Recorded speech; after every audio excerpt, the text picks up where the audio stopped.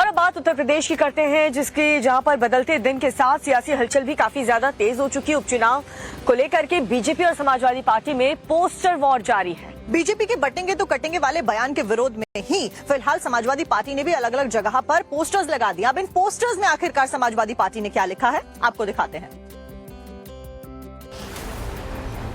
UP में इन दिनों अजब हो रहा है। दिन बदलते हैं, पोस्टर बदलते हैं, लेकिन उत्तर प्रदेश में सियासत की तासीर नहीं बदल रही। जो हमेशा बांटने का प्रयास करते रहे हैं, कभी जाति के नाम पर, कभी क्षेत्र के नाम पर, कभी बोली के नाम पर, अलग अलग प्रकार से बांटने की राजनीति करने वाले लोग आज जोड़ने की बात कर रहे हैं। बटेंगे का नारा क्या हुआ, सियासत के पत्थर पर लकीर पड़ गई है। ये देखिए, एक बार फिर समाजवादी पार्टी के दफ्तर पर पोस्टर बदल गया है। पहले जुटेंगे तो जीतेंगे था, अब देखिए क्या लिखा है। मठाधीश बांटेंगे और काटेंगे, पीडीए जोड़ेगा और जीतेगा। समझ रहे हैं आप?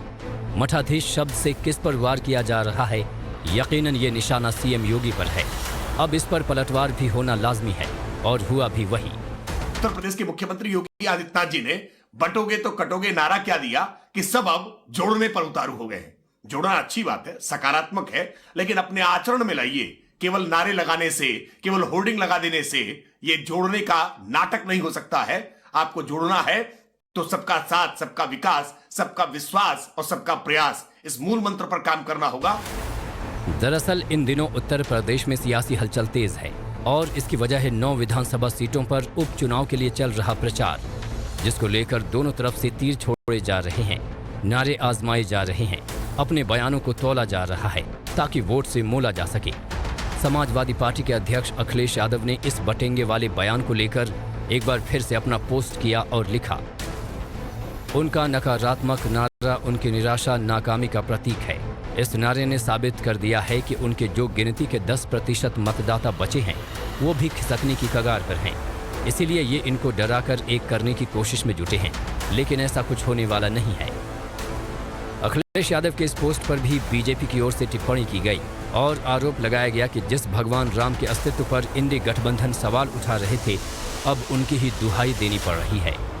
इस नारे का निशाना सही जगह पे लग गया है, तीर सही जगह चल गया है, और जो गुब्बारा अखिलेश यादव ने फुलाया था पीडीए का, आरक्षण का, संविधान का, उसमें इस नारे ने पिन चुभो दी है। तो वहीं बटेंगे की इस लड़ाई में अब तीसरी टीम भी कूद गई है, और वो टीम है बीएसपी।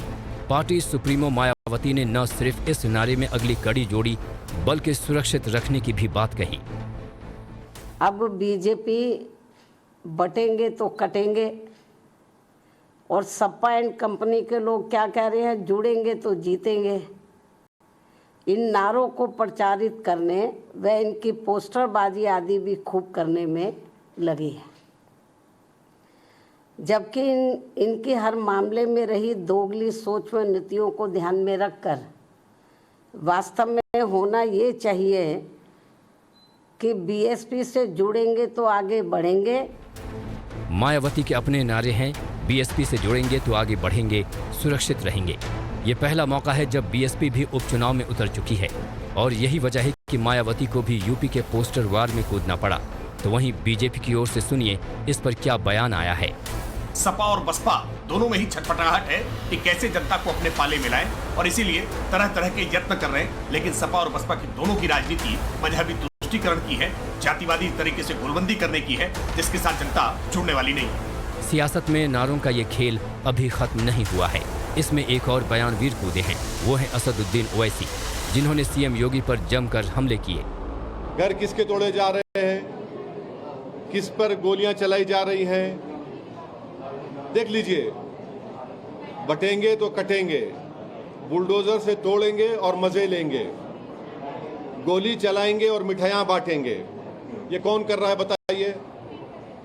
देश की बात करो, तुम अपनी एक पार्टी की सत्ता में आने की बात मत करो। यूपी में चल रहे इस प्रचार युद्ध ने चुनावी माहौल को और भी रोमांचक बना दिया है। तो सियासी रोमांच का मजा लीजिए। ये 11 नवंबर तक जारी रहने वाला है, क्योंकि 13 नवंबर को चुनाव होने हैं और 23 को इस नारे के लिटमस टेस्ट का फाइनल हो जाएगा।